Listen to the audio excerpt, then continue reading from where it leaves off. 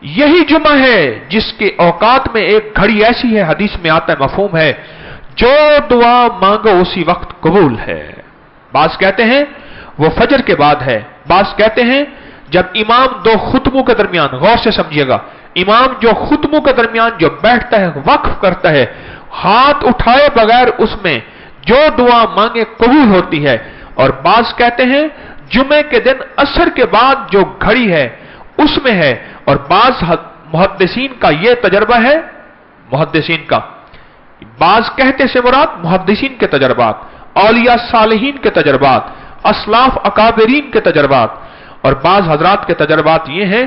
کہ جب عصر ڈھل رہی ہو اور سورج ڈوبنے والا ہو اس وقت جو دعا مانگی جائے قبول ہوتی ہے۔ اور بعض اہل اللہ کا تجربہ یہ ہے جس وقت مؤذن جمعے کے دن اذان کہے اور اللہ اکبر کہے، وہ ڈوبتا لمحہ